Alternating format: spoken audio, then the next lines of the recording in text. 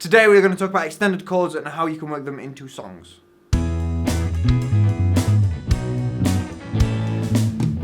So I want to talk today about extended chords. In essence, that is just taking a normal chord and adding extra shit to it. So the best thing would be to just like play a normal chord, stick an extra note on. It adds extra flavors and there's loads of different things that you can do with them, and all of them help in songwriting. A lot of what I'm going to talk about today isn't all that applicable to rock or pop music, but it can be used very, very well if known how to do well. So that's kind of what I want to talk about today, is not only these are some things that exist, I want to kind of talk about how they work. There are a few chords that kind of have purposes within songwriting. There are certain things that when played, you should do something either after them or before them. And that's kind of because of how the harmonics are built up, and they make you feel like a certain thing should happen after it.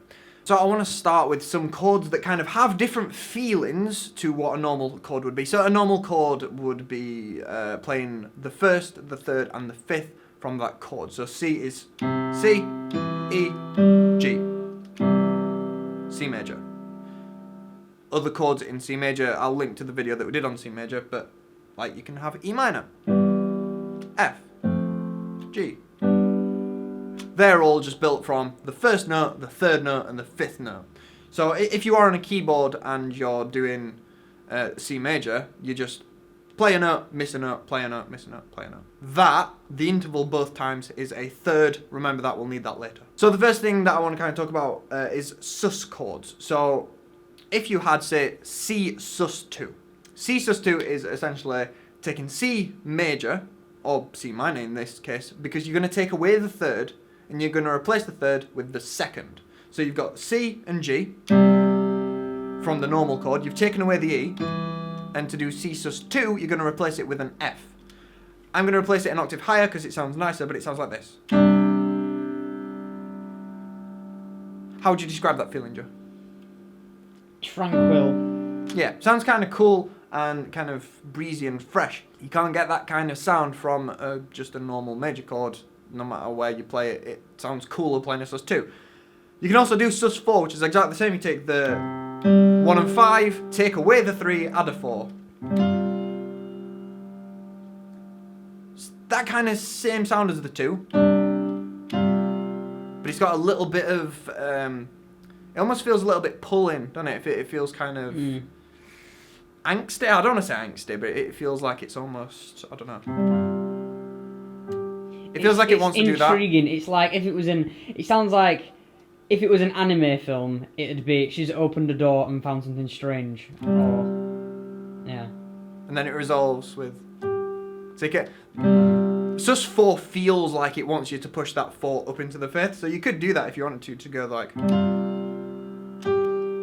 in a melody that would work really well. For example, if you wanted to kind of build that chord out of a rhythm section and then a melody, you could have the melody go with the 2, you could have the melody go with the 4 and then push to the 5. That sounds kind of nice. The last chord I want to talk about that doesn't have like proper songwriting purpose is 6, which is just a nice sounding chord. It sounds really nice on guitar. I'm going to link to everything that I'm doing today and everything that I'm talking about, all of the chords. I'm going to link to the chord shapes on guitar, so everything that I'm talking about is fully transferable over to any instrument that can play more than one note. So this is how 6 sounds. And I like it on guitar. I don't like this.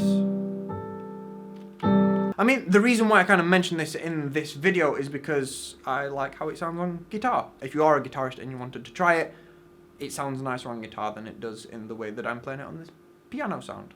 Now we get to the interesting bit, because there are some chord extensions that serve a purpose in songwriting, and that's kind of what I want to, that's the important bit of what I want to talk about today, because there is a lot of chords that have relationships with each other. There are extensions of those chords that can kind of accentuate the feeling that you're going for. The best one is dominant 7. So dominant 7 is a really useful tool. It's used a lot in jazz and blues, but it can be used very well in rock if you do it right. So we've said this before. Joe said it a long time ago in one of the very early videos from this series, and it was on about cadences. And a cadence is essentially, in layman's, it's kind of like how you finish a song and kind of how you want it to sound is kind of the cadence. It's a bit more complicated than that, and it can kind of go through phrases and stuff, but all that's not really what I want to talk about. So you've got C, and then you go to F, then you go to G. That feels like it should go back to C. There's a way of making that feeling even bigger and even more. And that's where the dominant 7 comes in. So if we took C, and then did F, and then on the G, instead of doing that, what you could do is do your normal G, add the 7th. So it's the 7th note from the G. So you've got your G, and then you've got your B, and then you've got your D, and then you want to do the 7th of that, which is an F. So instead of doing just the normal G there, you could do, that's the G, add the 7th on top, which is an F. Easiest way to work out what a 7 would be is it down 1, except you're going then up an octave. So obviously we're still working in C major, so you're doing C, then F, then G7. That G7 pulls massively towards C. I'll show you.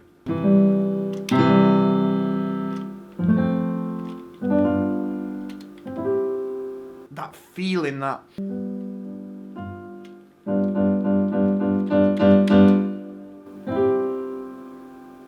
feeling of wanting to pull back is a very useful tool that you can use in songwriting. If you wanted to build suspense as if something was coming that's going to be an impact in a song or anything like that, ending it on that G7. Just having kind of a section that maybe finishes with, you can feel that something wants to come in there.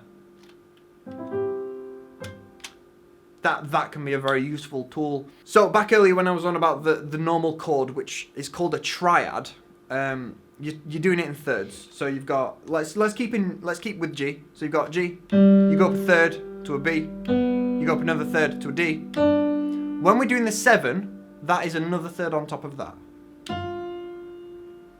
What you can do is you can start stacking thirds. So you've got your 7. If you wanted to stack another third, it would become a 9. So to get the 9, you can do G, add a third which is a B, add a third which is a D, add a third which is an F, add a third which is an A. And it kind of sounds like this. A lot more jazzy.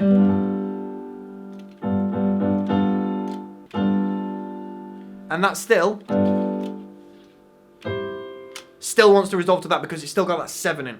You can do that essentially as long as you want. Generally it stops at 13, so you could do first note, third note, 5th note, 7th note, 9th note, 11th note, and 13th note. It sounds fucking weird because there's so many notes in there, but that's a chord that exists and you could totally do that. With these chords you can kind of take out as many notes as you want to kind of get the feeling that you want. For example, add 9 is super nice. It's arguably the nicest chord to play on guitar. Would you agree, Joe? It is the nicest chord to play on guitar. C add 9 is the sexiest thing you will ever hear on guitar. If you want to emulate, if you want to play it, and I can just briefly say it, do a G, but have the bottom, if you've got the highest string on the 3rd fret, you also want the B string on the 3rd fret. Take that G, bring your 2 fingers, the middle finger and the index finger, down a string.